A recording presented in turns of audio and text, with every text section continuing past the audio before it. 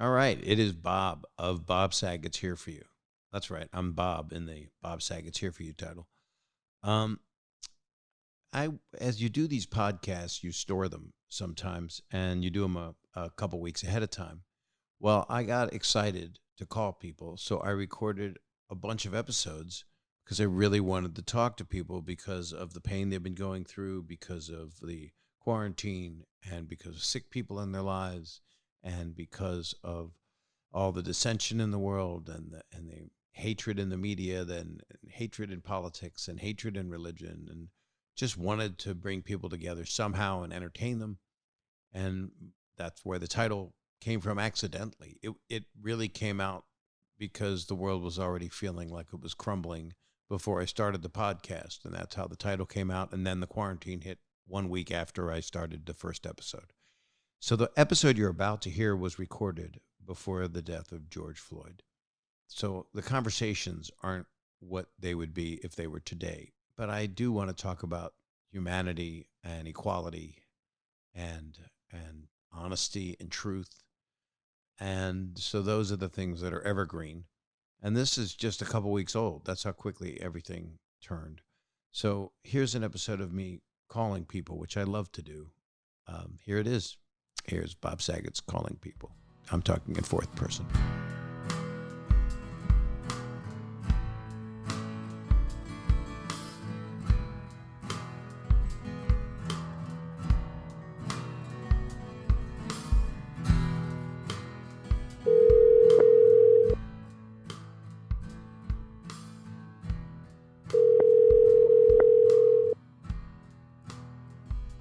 Hello?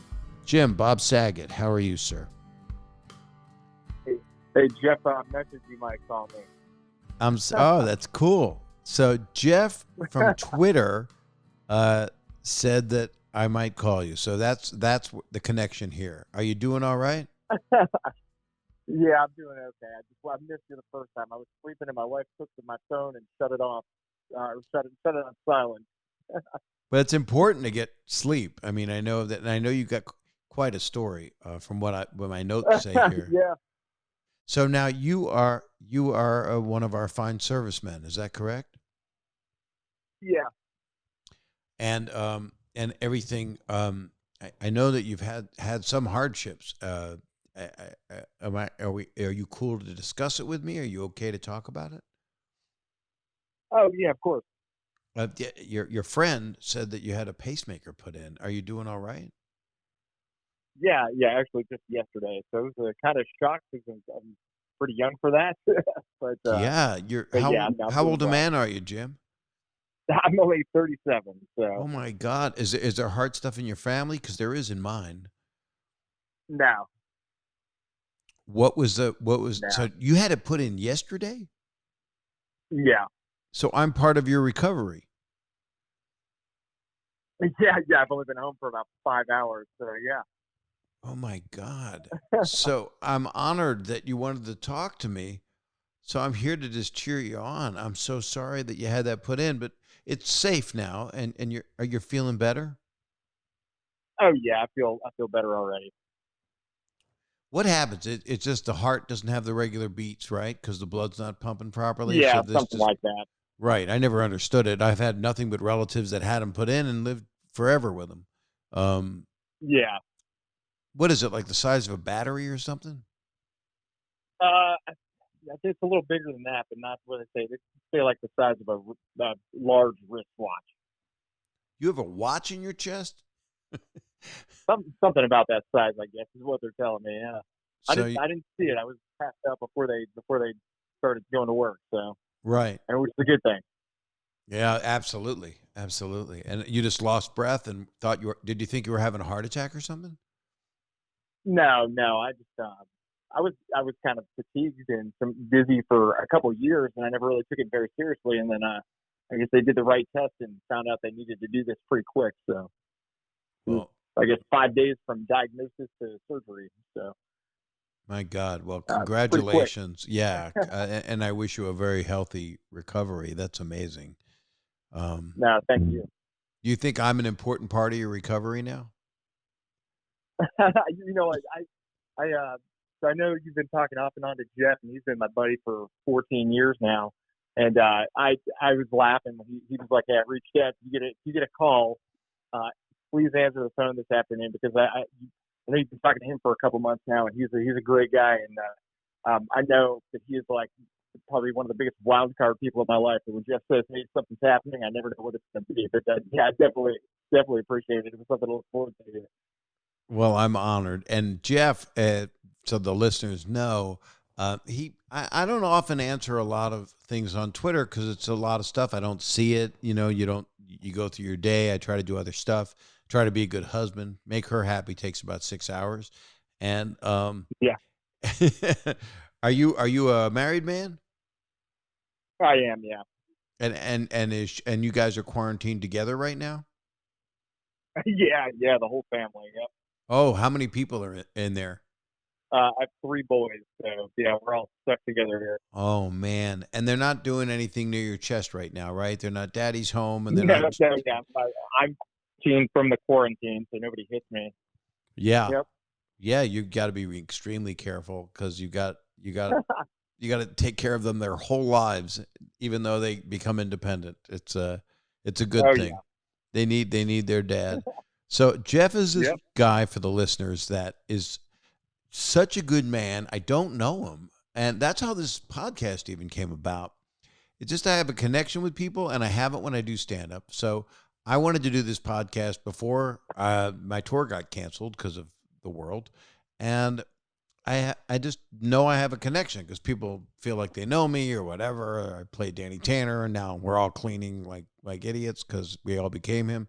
And then Jeff just hit me on Twitter, and I direct messaged him back because he was saying, I'm about to go away to Iraq, and I'm going to be stationed somewhere, and my family and my kids. And he was and I sent him a video back. He's just a genuine, good person who's, and that's accurate, right? Is he like one of your best friends?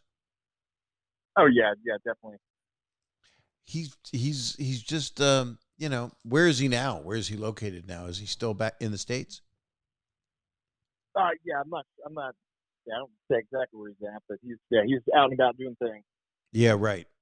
I probably shouldn't ask that because everybody's got to be confidential about what you guys do, which is amazing. I mean, you're heroes, and now we've got people that are heroes, and you were in a hospital getting a pacemaker. Were you concerned that you had coronavirus people? Did they have you in a separate place? Well, I trusted the system and said if they think it's important enough to do this really quickly during the pandemic, then it's probably important. I just go do it. You're lucky. And did they test you afterward, or they just said if you get symptoms, let us know, kind of thing? Yeah, just the normal stuff. Keep social distancing. If I get sick, talk to them and we'll figure it out. So, yeah, but I think it's. Go ahead. Sorry. Oh yeah. Oh no, I think it was more important to listen to their recommendations. So, yeah. Right. And your kids now, do they go out and play with other kids, or do they understand the quarantine? Oh yeah, no, they're good. We homeschool anyway, so they're kind of always used to. It's not as hard on them because we're used to homeschooling anyway. So, yeah, they understand what's going on. I think now at this point, we've been doing it for a while. So, right.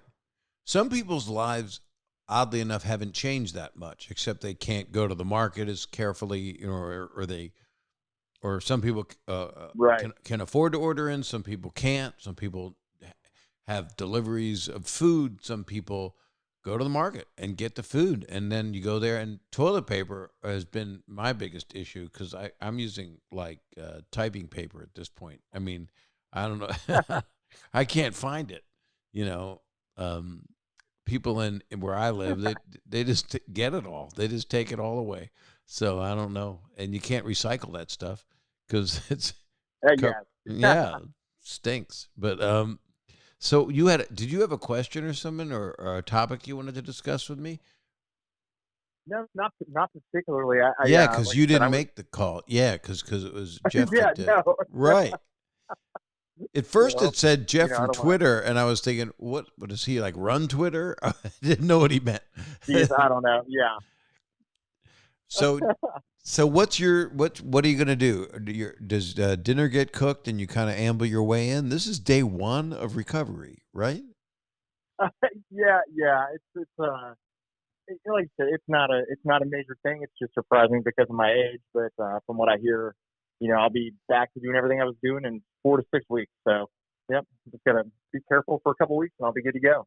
But you won't be able to go anywhere, so it's kind of good. Yeah, yeah. Hey, you're in a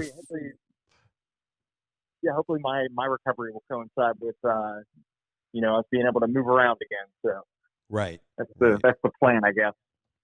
Yeah, the plan is to get this thing over with and get people Yeah. well, and then find a freaking vaccination. That's what we want, and that's going to be a little while. Yeah, absolutely. It's not on the timetable we all want, but I'm wow, thank God, man, you're alive, and this'll be good. You got a watch in your heart, so that's like if it's the Apple Watch, it could take your temperature, it could call people. Anybody that you love from your past, it would probably just start auto dialing. You'd be heart dialing people, like butt dialing. Except yeah. It's I guess if you butt dialing just sounds terrible. It sounds like I mean, it's anybody that your butt thinks of. It calls, and nobody's really been around my butt, so I don't know. I'm confused. I just want toilet paper, man. My That's wife all. came in. What's her name? Live, Alexis, and she is talking to Jeff on the phone. Hi, Alexis. Nice to meet you. You She too. is FaceTiming with Jeff. We have Jeff here. Hey, Jeff. Can Jeff hear me? Hey, how you doing, sir? I'm doing well, sir. Thanks for doing this. Well, it seems like you and I got some kind of social thing going, and anything you command, I just obey. If I joined the service and you were my sergeant, I'd be in mud all day. I'd do whatever you said. You're the best. I would never do that. I would be getting your chow. I'd be cleaning your toilet. I really appreciate that. Sometimes a man needs help from another man with cleaning his toilet and his shower. Right now, though, we all have to. Jeff, are you practicing safe social distancing right now? I absolutely am. Well, good. Well, you got a lucky buddy there. I mean, Jim is in recovery. This is day one of recovery. I didn't realize I was like the little gift, little icing on the heart right there. It didn't tell you that I get his chow and clean his toilet.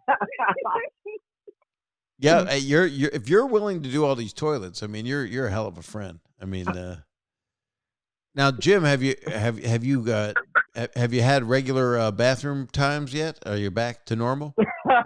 Yeah. Fortunately, I'm good to go.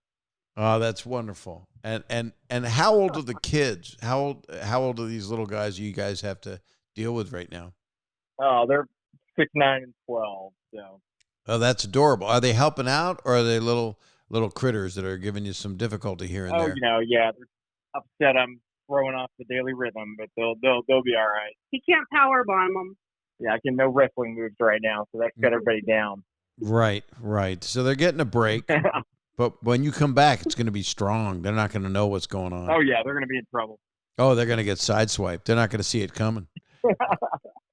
Well, you guys take care of yourselves. I just can't thank you enough. Jeff, you're a great man. You stay safe. Jim, you take care of yourself. I mean, you're like the. Oh, I will. Thank you. Yeah, you're the Tin Man. You got. It's not a hard. Yeah, you're welcome. You're welcome, Jeff. You just be well, man. Be well out there. And I wish well to your whole family. You guys just tell the kids I said hi. Maybe the oldest one wouldn't watch a show that I've been on, but he would watch one of my specials and then he'd be corrupt. So we would we'd have a problem. You guys take care of yourselves. Thank you so much. Heal well. Heal really, really well. And I'll see you guys in the future somehow. I know I will. Somewhere out there. It'll be fun. All right. Well, thank you for reaching out. Absolutely. You heal well and take care of yourselves. All right. Thanks. Bye-bye. Take care, Bob. You too. Take care, Jeff. Now, Jeff's the guy that I met literally on Twitter, and we're dating now. And I swiped right, and he smacked me in the face, and I fell in love with him. And he has a family, and he's a good man. He works for serving our country. So there you have it. So you know what? We're going to take a little break. I'm a little sentimental right now. A man called me to call his friend, and the guy it's his first day of recovery with a pacemaker. I mean, I don't think I'd want anybody to call me. I just want to be left alone. Just, I wouldn't order baby back ribs that night. Probably have some soup and then fart and go to bed. Okay, speaking of that, we'll be right back.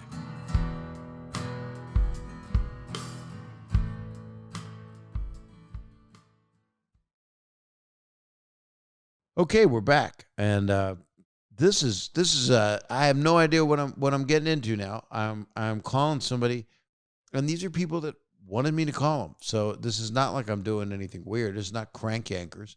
I'm calling somebody who missed my call last week, and her name is Marie, and I hope she's there, because here comes Marie. It's a real pretty song if you know who Randy Newman is, and you probably don't, but it's called Marie. I mean, I gave it away. So this would be her. She'll pick up. I have a feeling, because it's been, a whole week. She really wants me to call her. Hello? Hi, Marie. It's Bob Saget. How are you? Hello? Hello. Oh, hold on just a second. Yeah. It sounds like you're in some kind of a. Sounds like you're in a. Hi, I can hear you. I can hear you. No worries. No worries. It's Bob Saget. How are you doing? Oh my gosh, Bob. Hi. Were you inside a washing machine? No, the sound was coming through my Bluetooth somewhere. I had to Right. We have bring it more back to the problems phone. with that, don't we? And then they give you the noise canceling Yeah. headphones, and I can't hear anything. I mean, I can't, because Yeah. it's noise canceling, so you don't hear your own voice. So it kind of Yeah, everybody who comes up behind me scares the holy crap out of me. Right. Yeah. So then you want to go back to the old style ones, because then at least you can hear what else is around. So I'm sorry that last week I tried to call you. What was going on? Why couldn't I get through? Do you remember that? Yeah, I do. It was my stupid smartphone again, right? Oh. So if I turn it over, if I turn it face down, it goes on do not disturb. Right. So I happened to turn my phone over for some reason, and then I turned it over to check, and there was your message from Bob Saget. And I told everybody, oh my gosh, I was waiting on this. I was hoping that Bob Saget would call me. And I had this voicemail, and everyone's like, yeah, sure you do. Sure you do. Well, I was I'm just sorry like, we yeah, missed, I'm definitely going to call again. and now we got this, and now they'll be able to hear it. So that there Absolutely. they go. Showed them in their face. So what part of the country are you in? I moved to Texas in November. What major city or? I live right outside of the Dallas-Fort Worth airport. Oh, that's cool. I like it there. I was planning to do stand-up in the fall, but I don't think it's going to happen till next year, just because of the rescheduling of everything. Because life is crazy. How are you holding up through the? It's pretty. I'm personally doing fine. I work in insurance, so I can work from home.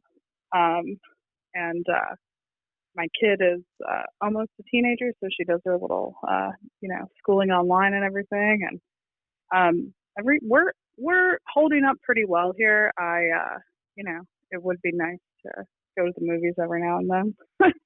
It'd be nice to be with people, right? Okay. Because some people are happy they're not with people because they're kind of shut-ins anyway. But I like going to a movie, going to a restaurant, living a life. And now, wow. The question I have is, what kind of insurance is it? And are you caught in the middle of some craziness because of all the insurance problems people are having right now? Yeah, it's it's sort of like I track insurance. So if you have like a loan for insurance, you have to have, like, if you have a car, you have to have comp and collision on that. So I get information from your insurance company that tells me whether or not you have it. If you don't have it, then they take some kind of action on it. And if they do have it, great. Hopefully I put it in correctly. But you don't system. listen to like people's cases. Like you're not part of that. You don't have to. Mm-mm. Yeah. Nope. All I do is look at the little car insurance paper and type in what it says, and I literally listen to podcasts for 8 hours a day straight. Well, I'm That's your man. all I do. Right. Yeah. Mm-hmm. Yeah. So this is what I did is I decided to call people. I just said, that's my communication. I love doing stand up. I love, audiences. I love discourse. I love, being with people. And I feel like people, you ever see the Blues Brothers years ago? Oh yeah.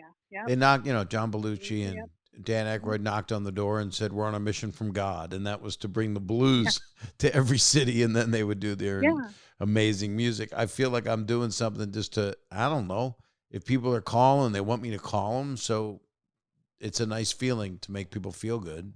I just talked to a guy. It is. I think it's a really just a familiar feeling to get a phone call from somebody, Yeah. And we're all kind of alone. And so you find yourself reaching out to people.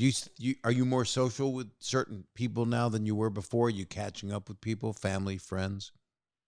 Yeah, I do. I talk to certain people. Well, my mother, actually. I talk to her a lot more than I normally would because I'm just constantly, she lives in North Carolina, and I'm constantly checking on her. How are you doing? How are you holding up? Is everything, is everything okay? And we're just kind of. Is she on her own? Yeah, she is. She's a little. She works for a glass company, like windows and stuff. She answers the phones there, and they're still working because they're the only window company in this small part of North Carolina. So they are an essential business. So she has to be there to answer the phone. And she's a little freaked out. She's over 60 and all that stuff, and so she's a little. She gets worried about getting sick and stuff like that. Anyway, but. She's doing okay. I think everybody's kind of worried, Yeah, everybody is. And because it's real, because it's not. Yeah. And then we worry now as it seems like it's creeping to a solution. You worry about the next wave of it. Did you think you had it also? Well, earlier last week, I thought I was getting it. I got like a sore throat. I had like the body aches and all that good stuff and everything. And then it all kind of went away. I think too, like, because sometimes in some people it's so it's not as severe. Right. So we're used to working through pain and headaches and coughs and like stuff like that anyway. So a lot of us might have already you might have had it. You might have had it. I wish that you had and you're okay. Do you know anybody else affected by it? Yeah, actually, somebody in my office building, my building at work had it, and we had already been home for 2 weeks, and then we got, I have to go to the building and pick up paperwork every day to process all this mail from insurance companies, and we have procedures. So you physically, you actually are going there to get this mail. Yeah, I'm going there. Yeah, I'm going there once a day, and then I interact with about 3 people in a factory system. They're gloved and masks and everything. But we got an email that over the one weekend that said somebody in the office has caught it. We're going to be closed on Monday to sanitize, and then we'll be back up on Tuesday. And you'll be paid. Don't worry. Just clock in, you'll be paid. Well, it makes you want to get the hazmat. Hazmat suits should be. I mean, that's like.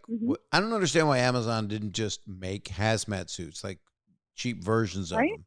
Yeah, that anybody that we all could have, that we're just walking around in a jumpsuit, and you can go places without worrying. But like your mom, if she's working in a place that sells glass, I mean, she must have like holsters or Windex on her, ready to go, right?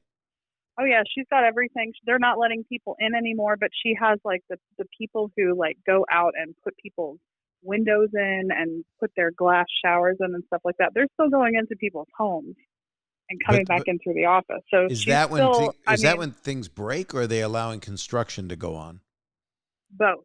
Yeah. Wow. It's still, there's still it's a very one woman owns it. It was originally her father's business. He passed away. Then the mother got it, and then now the daughter has it, and it's just like they will not pass up any opportunity for business because it's things just get more behind.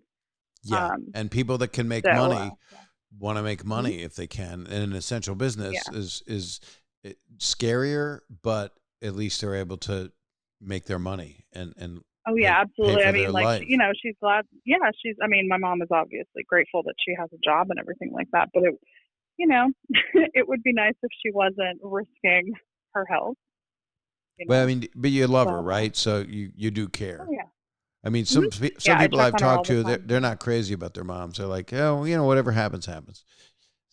Yeah, I mean, you know, I think everybody has issues with their parents, but in the end, we all, I, you know, I still, want her to be okay. You know, I don't want anything to happen to my mom. I don't hope anybody gets this thing because you never know how bad it's going to be. It's just like, it's so new. Yeah, correct, Um, correct. And my mom, I but lost my yeah. mom a few years ago, and my mom I know what she would have been like. And my mom used to drive me crazy because my dad had the dark sense of humor like I have, and he kind of is the reason I became a comedian without even realizing it. And Yeah. my mom would always say, "Don't do that, Bobby, stop it." And that's what makes a comedian also being told not to do something. So you want to be Yeah. obstinate. And it's Right. just, if she was alive right now, the thing that I loved most about her, the thing that I miss most about her is, and I didn't even know it. I did know it as she got older, and she passed away at 89 years old. But she was like Mm. always positive. Like she would tell everybody, we're going to get through this. Things are going to be okay. And my parents have had so much loss. You know, my parents lost, you don't know this, but I talk about it, but they've lost 4 kids in their life. So I'm the only survivor. Wow. And yeah, Yeah. right. So it's Oh, like you're that. the only one. Okay. Yeah. Yeah. And I'm a big boy now, Yeah. but but she had a very positive viewpoint. I would ask her, how can you possibly have a positive viewpoint after losing 4 children? And she would go, because I have you, and there's still wonderful, I have your dad. And she said that after he had passed away also. So that was confusing. But I got close with her, and I miss her terribly. I would, and things wouldn't change that much because she ended up not leaving her place at all. So I would just have food sent to her or something. You know, Yeah. I used to say I fed her cycle 5, and she had a nice, beautiful coat, which is not nice. That would be calling my mother a dog, and she didn't like that when I said that. She got Yeah. mad. So now you called up. Thank you for leaving a message. And did you have a question or a comment or something you wanted to talk about? I did. So, well, yeah. So last time, you asked for a couple questions, so I have those ready. But the first thing I do want to say is you probably hate hearing about it, but I don't know, like 9 or 10 when I first saw you on Full House, Right. and like I just I think first that character was just like, your like ideal father figure, and oh my gosh, I just love that guy, Danny Tanner. And then as I got older, I was like, I think I kind of have a crush on Danny Tanner now. It's just happened recently. I swear. Back in the day, everybody was Yeah. like, "You're so geeky, so nerdy." All the critics hated me. It was just nothing but criticizing the guy, and I was just trying to play Felix Unger from The Odd Couple, being a clean freak and a hugger, because I am a hugger. And then it's really weird now. Of course, I've been joking about it that I've become him. I'm cleaning constantly. I'm literally cleaning the vacuum. I am. It kind of was like when I was growing up, it was like that was kind of what I needed. I needed to see that, and I was like, that's really nice. Like there's dads out there who are like that, and that's guys like that, and that's cool and everything. And then I was like, I like that guy, my hormones are kicking up, and I was like, that is it. That is the one. And then I kind of started listening in on a couple of your dirty stand up, and I was like, yeah, this is it. Like now I'm into this. Like this is right. So like I'm taking generations with was, like, right at the right time with me. Yeah. And now I'm almost 40, and I'm like, all right, go ahead.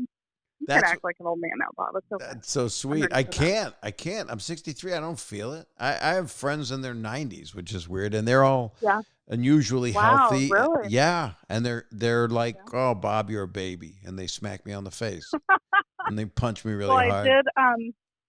I did want to ask you one question though. Sure. I wanted to ask you, what is your audience like when you do stand up? Young, old, male, female, mostly? It's everything. It's so interesting because when I was ready to do this, they were like, "Well, what's Bob's demo?" And it's like, it's everything. Because I end up with a lot of 20-year-old girls, 24-year-old girls who also like the stand-up as well as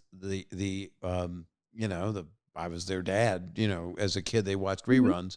But then the older people that watched it when they were little and then saw, wait a minute, I get what acting is now. I'm not shocked by this because I was a stand-up since I'm 17. So the audience is really 17 to 99.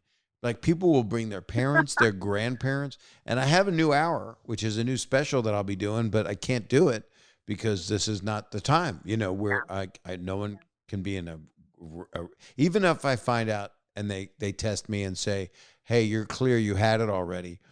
I'm not clear because I can't put people in a room that could give it to each other, and have. Yeah, that's true. But when I'm out doing it, it's every age group. I get a lot of guys that yell stuff out. They're like, Bobby, it's like, like guys that are just, awesome. It's really cool. It's really, it keeps me, I mean, I'd be young anyway. I just got a young brain. And the people that I was close with that I knew that were my influences in comedy, like Rodney Dangerfield, he'd rather hang out and smoke pot with the limo driver who's 28 than go talk to, the older people that came to see him. He's just, it's just. I mean, I think once you find out that you can relate to pretty much anybody, if you just listen. Yeah. I think people become much more interesting over time, I that's how I live my life. And I can be almost in any group, and people, like, I'll go on a television show and people will say, oh, don't curse. And I'll say, have you not, can't you Google me? I've done so much family stuff, and I curse where I'm allowed to have my freedom of speech for my little silly 9-year-old bad language show. But it's getting more adult now because I've been talking, ironically, about what my dad went through as a kid, and segregation and the Great Depression and stuff like that. And it's just like, there's humor in it, of course. And I go off on irreverent junk throughout it. But that's the name of my new special, Irreverent Junk. No, I won't call it that. But it's interesting that people don't realize, like, the Great Depression, I mean, that was the end of the world for people. But this is different. This is so different. This has hit the whole world. There's no one that is not affected by this. I think a couple places. Antarctica, is that right? I don't know. Yeah. But it was just completely unexpected too. Literally nobody saw it coming, and it came in a couple of weeks. And we don't want to see people go broke. That's the biggest problem, and the economy go all the way to hell. Which is, we're going to get through it. It's going to be a thing that we're never going to forget. It's gigantic. It's tragic, and yet there's still positivity coming through it. So that's. I mean, talking to you has been really nice. You complimented me all 20 which ways to Sunday, which is not an expression. I am not shitting you at all. I listened to that voicemail when I missed your fucking phone call, and I was like, I cried. I was like, I missed your phone call. I called everybody. Everybody's like, Bob Saget, why are you calling? And how are you calling Bob Saget? And I finally called my mom, who she knows how I feel about you. And she was like, oh my God, are you serious? I was like, yeah. And she's like, are you all right? Are you all right? It was the worst. It was the worst. I was just like, and then I saw it on your Facebook story or something yesterday. I was like, I am calling. Well, thank you. I told my boyfriend, I'm like, guess what I'm doing? I'm calling Bob Saget because he will remember that I forgot that I missed his freaking phone call. I'm honored that the message meant that much. I've actually, for people, they've called me. I've been trying to figure out how to get it, get it off my phone so I can keep it. Well, you can do that. You could I'll record put it on your on another device. So whatever it Mhm. is. Yeah, I'm gonna like put it in a bear or something. Well, you're You also know. going to have this. This is, this will be, I don't know what number podcast episode this is, but you'll be able to hear this. So you'll have Yeah, this this. will be around. Yeah, this is not going nowhere because it stays in the cloud. Some people don't That's understand the right. cloud. Yeah. It Yeah, stays and up in now the. I can tell everybody I was with Bob Saget. Well, You know. they'll hear you Okay. say that we were together during the quarantine. So, Yeah. Yeah. Marie, thank you so much. You're so nice. Thank you for everything. Thank you. This was a really great phone call, Bob. Me too. I enjoyed it, and send my best to your mom, would you? And tell her Yeah. tell her to when if she doesn't have to go in, maybe is there no way she can do it from home? No, she's got to go there, like to the building and answer the phone and all that good stuff. All right. Well, tell her to be safe, and I don't know. I'll be coming to North Carolina. Maybe she'll come see my stand up. So Yeah, well, when I will be there when you finally get to Texas. Too. perfect. And then just tell them you're there, Cool. and we could take an actual selfie that's safe to take. Yeah. By that time, because it'll be a different world at that time. So you just take care of yourself, and Absolutely. thanks for all of the kudos. It's really sweet. Thank you. Yeah, no problem. You stay safe. You too. Take care. Thank you. Bye-bye. Wow. I am blushing. I am blushing from the waist down. So that's nice. Tell your kids. We'll be right back.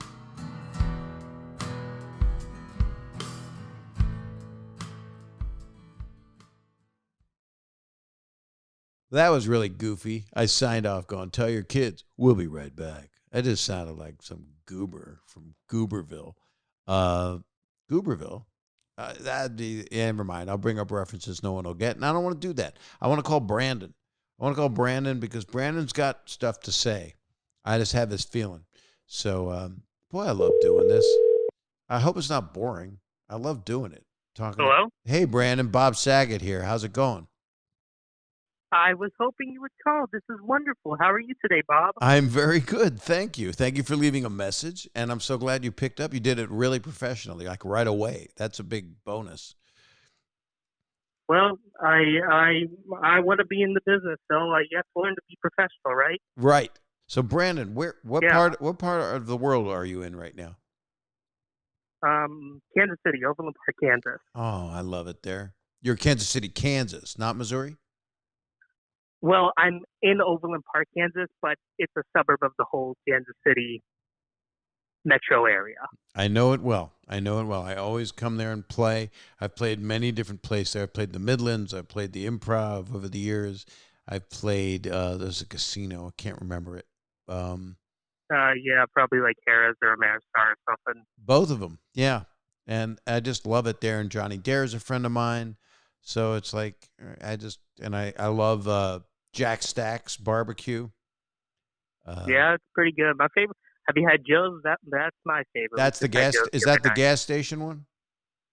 That's the gas station one for Yeah. Z-Man. It's weird that everybody says it's the gas station one. The first thing I think of is you taking a crap after you eat it, because that's where do you go to take a crap? No, The gas it's station. the most delicious barbecue. Wow. Well, I'm going next time. I can't put it off anymore. Normally, I stay close enough to Jack Stack, so I just have this thing with my buddy Mike Young when we tour, and we just walk across the bridge and go get Jack Stack's because it's right there, and you get burnt tips. Yeah. If someone would told me when I was a kid that I would like a burnt tip, that sounds like you're getting, something's wrong with you, that they're cauterizing your unit. But I don't. They're delicious. They're very, very good. Yeah. Now, how's your life? How are you dealing? We're good at making barbecue. Yeah, you are famous for it. A few places that I just go crazy for barbecue. Of course, New Orleans, Nashville. I'm insane over it. A lot of places have it. St. Louis. Anyway, so how's it going? How's your life going? Are you quarantined? I am quarantined-ish. Yeah, staying home, and everything's going really well. To be honest, I did work at a movie theater, so I'm not working currently. Right. But otherwise, things are going good. Most of my free time. This is gonna sound weird, Bob, but I actually, in my free time before all this started, about 2.5 years years ago, I started a TV log where I log every episode of television I watch because I have so much free time and I love television. Right. So I just go on Netflix and everything, and when I finish an episode, I log it in my big book. And so that's pretty much what I've been doing, and trying to create podcasts or any sort of content I can to jumpstart my career as a television host, which is kind of what I alluded to in my message to you. Do you want to be like a producer? Is that what you're looking for? No, like a TV host. Like you want to be a TV host. Okay, got it.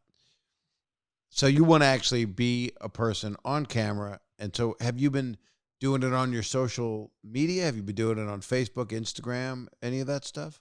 Not as much as I would like to, but like I've done a lot of podcasts in the past. I did one where I did what I'm kind of doing now. I would reach out to people who I admired in the business who I thought I could hopefully get a hold of, and I interviewed them, and I got a lot of great people to do it. That lasted about a year, and before that I did a college radio show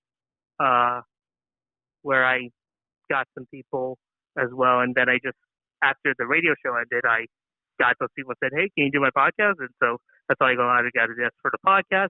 Then I tried doing other stuff, tried to do another interview podcast, but sometimes the reason why I stopped doing those is because the rejection was getting too hard for me. Yeah. And I know that's a big part of the business, so I'm trying to create a bit of a thicker skin, but you know how it is. It's very, very hard. It's very hard, and it takes a long time. I mean, when I first started, I started doing stand-up at 17, and then during college, I was a film student, and then I was doing improv with an improv group. Then I kept doing stand-up. Then I came to L.A., and I took acting classes, but the main thing was I was doing stand-up at the Comedy Store and also at the improv, but mainly at the Comedy Store. I was hosting a lot, and I was there for 7-8 years. I just was trying to get a job, and then I would get a little thing here and there. I got rejected thousands of times, and the skin that you have to, and I still am a bit, neurotic. I'm 63 years old, so I have that benefit of not really giving a shit because I'm also in a position where I don't have to, which is very fortunate. But I like to go back to the reason I'm doing it, and that's what I always try to impart upon people that want to do it as a career. That you just have to. Rodney Dangerfield told me, you just go forward like a tank, man, like a tank. You just keep going, and that's how I approach it. I really. There's always if you think you're done, then you will be. You can't. It is impossible to tell people, but you'll hear it at award shows when people go, "I was just a little girl living in New York, and I never thought I'd ever amount to anything. And somebody got a hold of me and told me to do this, and I found my dream and all this stuff." And it does happen, but just to have a job and do something you like, it doesn't mean you have to be, a millionaire or billionaire, all this crap that's being put upon everybody. It's just to be happy with yourself and not be hard on yourself and not hate the process, because the process is shit. It's like high school where you get rejected every 5 minutes, So do you like being on camera, or do you like doing the audio more? Yeah, so I started, well, of course I would love to learn behind the scenes stuff eventually, just because you got to start somewhere. You got to make your way to where you want to be, and sometimes that's starting behind the scenes before you go in front of the camera. But I started. My dad would always say I was born to be in front of a microphone. So when I was a little kid, I was always running around being like singing or dancing, or then when I got into school, I would do theater and went to a theater camp and all that stuff. But then by the time I got to, by the end of high school, I did a end of year. I wanted to host the choir concert, the big end of the year choir concert, because instead of just doing boring old choir songs, we did pop songs and whatnot. I think that year the theme was doing Disney. So I wanted to host it, and I didn't get chosen to host. They went with 4 hosts. I was not one of them. But then one of the hosts did not show up that night, and I was basically campaigning backstage to host the last portion of the show, the last half hour, and I got to do it. And Why did you poison that host? It's you, well, right? You're the reason they didn't show up, right? Was it a guy or a girl? No, I think it was a guy, and I think actually his heart got poisoned, not by me, by love. Oh. Which is unfortunate. So wow. But so I think he was just kind of I think he maybe broke up with someone. I really don't. Oh, so he had drama. He had drama, and he couldn't do the thing at all because a relationship screwed it up. Yeah, I think he just didn't show up. So he was going through stuff, and I really don't know. But I had nothing to do with it. I know that's the key to success. The key to success is no relationship. No, I'm just kidding. So you ended up doing the fourth. You've been single for how long? 25 years. That's how old I am. Right. So you were single at 5. Yeah. Well, I was single since the day I came out of the womb, pretty much. Right. Well, you're not. Some people, never mind. They have a complex, an Oedipus. But so now, so you ended up hosting the last part of the show, and the rest it turned out to be a great experience. Yeah. Then I did take an acting class my first semester of college, and it just wasn't what I wanted out of it. I knew, like, I wanted to be an actor how you're an actor on Full House. Like, I want to come in, be on a sitcom, read the lines. If I were to be like an actor, not an actor, but you get what I mean. Like, I didn't want to be like a theater Broadway actor. Which is sometimes what they let me give you some. Let me stop you there if I could, because I've been around a little bit. And how old are you now? 25. I'm 25. Okay. And I know a lot of people that want to be in. I had some cousins, and they're no longer my cousins because the family kind of split apart, and they weren't on my blood side, so they're no longer a part of the family. And they came to my house because I was nice to my cousin who was married to somebody. And they were two young ladies, and they're in my house, and they're saying stuff, and they were really arrogant and young, and in their early 20s, and they were saying things like, "Well, I want to act, but I don't want to do television acting." And here I was in my lovely home, which is based on television acting, and and she said, "I want to do movies," and I'm like, and it was like, "Whoa, well, it doesn't work that way." And the imparted advice I gave her was, you got to study acting. You've got to learn. You're not just, very few are just born with it. They have to get a piece of material. You have to work with it. You've got to find an acting coach that's good. That wouldn't be like Barry, where Bill Hader ends up shooting people. But you don't want that as your scene partner if he's mad at you or something goes wrong. Although I don't want to spoiler alert the series, but I recommend it. But you got to learn how to do it. So you can't. I don't think a person should choose, "Oh, I'm not doing theater. Oh, I'm not doing TV, or I'm not doing movies." I think what I've done in my career, I never thought I'd be on Broadway. It was the best experience I ever had. That was not my aspiration. But the few plays that I've done that I'm on Broadway, and it was doing 80 performances, 90. It's the most amazing experience in the world. Making a movie, directing a movie for me is the most amazing experience in the world. And the idea is to give 100% to whatever you do, because you don't know what your path's going to be. You could wind up doing something locally in Kansas City where you wind up, that's something amazing. And it can start anywhere. It could start right where you are. You can be doing an online show that somebody sees, that's funny, that you send to somebody, and next thing you know, you get a phone call from a Quibi or one of these new online streaming things, and next thing you know, you've got a little show going. But I don't mean to put you down for saying, well, I understand if you go, "Hey, movies aren't my thing," but I would say study acting. I realize if you want to act at all, just study it, and the right path will find itself, I think. Yeah, and what I realized, at the time I realized, okay, I wasn't the best actor, I wasn't the best singer, I wasn't the dancer, but I'm really good at being a host. And I've always looked up to hosts, Ryan Seacrest, Chris Hardwick, yourself on 1 versus 100. things like friends. that. Right. So, but I really like the idea of being able to be myself, maybe different versions of myself, but being able to kind of not necessarily be the star of the show, because as a host, as you know, you especially if you're doing like a game show, you kind of have to step back and let the contestants be the star of the show. But just that, I've always loved that type of thing. Right. But well, I want to clarify first that I'm not only friends with Ryan Seacrest, but I am friends with Chris Hardwick. I just wanted to clarify that. Yeah, I know that. I know that. I'm not unfriends. I just don't know Ryan Seacrest. But here's a question for you. The question I have for you is, did you have another question for me? Because the idea was we were taking questions or things you wanted to talk about.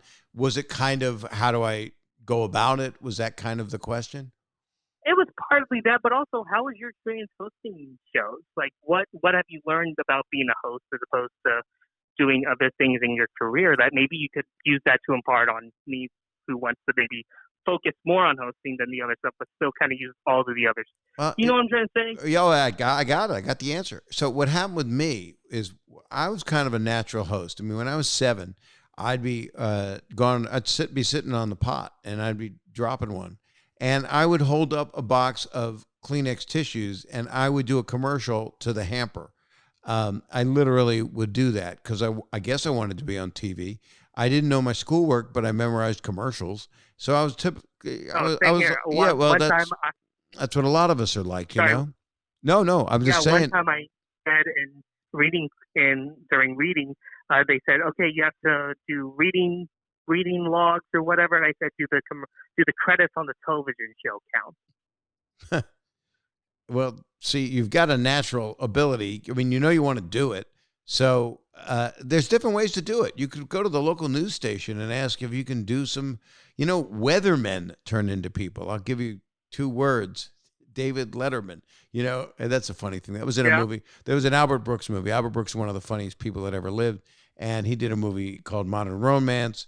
And his agent, the first 40 minutes of the movie, you have to see, what you have to do is educate yourself on some of these comedians that can also host. But Albert Brooks, Steve Martin, these are guys that were originals, that were legends. And I hate everybody's a legend and an icon and a goat, but these gentlemen are. And arguably the funniest people that ever lived, including all the other funny people that ever lived. But Albert Brooks, in the first 40 minutes, he takes a lewd, and he's drugged, and he calls his mother, and it's a speakerphone conversation. And he also has a speakerphone conversation with his agent, and he's having trouble getting work. And his agent says, I have 2 words for you, James Caan. And that's how he gets the movie made. So that was my point of saying David Letterman. I was kind of replicating something that I needed to explain for 7 minutes, which is not a good trait as a host if you have to explain something. Yeah. But a lot of people are the funny weather person, and that person often ends up hosting something. And I'm sure there's going to be a huge need for more local hosts than you would imagine, because not everything's going to be fed by the beast, because look at the world we're in right now. You have an opportunity through this strange time to create some product. I mean, you're home, you're in quarantine, you can't be at the movie theater. You can sit in front of your phone and do some creative editing, or on your computer, or both, and get some stuff done and send it off to somebody, or just put it on your YouTube and get it out there, and keep it short. I mean, most times people sexually, you don't want to hear that, but what you want to hear is product should be just a few minutes to start off. I would say don't make an hour-long show, That's my 4 cents. Well, thank you so much, Bob. I will let you go. You're welcome. I hope I didn't talk. This has been an honor, and I feel like you're a young version of me from another mother. So you just, Brandon, I'm already proud of you, son. You're already on your way. They do say if you envision yourself as having already done it, then you can have the confidence to not think about the rejection and just concentrate on the work. So that's true with whatever it is, because so many people want to be in show business, and I love people that don't. I admire them, because there's a need that we have to be heard and known, and but I'm past that now. So I wish you nothing but success. I do wish you failure too, because that's Without it, you can't. That's part of it. You can't. I get it. Yeah, we hate hearing it, but it's the truth. You take care of yourself, and I wish you nothing but the best. Okay, man? Thank you, Bob. You have a great night. Thank you, Brandon. I'll call you every day at this time. Hey. Okay. Hey, I know you're joking, but I wouldn't mind that once a week. Weekly advice from Bob Saget, I'll take it. That's it. That's my new title. You take care and be safe, okay? Okay, bye-bye. Bye-bye. See, Brandon's got to come out of his shell. He just has to speak his mind. I feel like I just talked to a part of myself that is how I used to be. When I was, wow, that was really interesting. When I was 19 years old, I made a documentary at Temple University called Through Adam's Eyes, and it was about my nephew who had his face reconstructed. And it was an 11-minute long black and white documentary, and he narrated it, which is what made it so special. And he's my nephew, and I love him to death, and he's healthy, and he's a realtor, Adam Saget. Just look him up in the California, Los Angeles area. The California, Los Angeles. That's how I identify where I'm from. That's right. The Detroit, Michigan area. The Michigan, Detroit. Anyway, so I made this movie and I won the Student Academy Award, which means the Academy has a category for students. And wow, some of the stuff I'm explaining is inane. I apologize.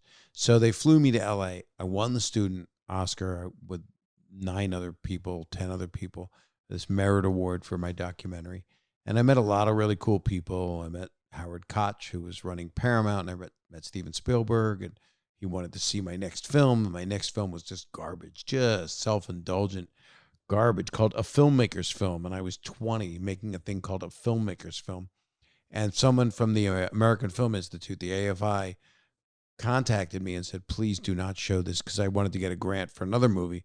They said, please don't show this to anybody. I said, I sent it to Steven Spielberg. They said, get it back. So I called his assistant, and this was a 16 millimeter print. Now, this is film. That don't exist. I mean, it does. Of course it does, but it doesn't.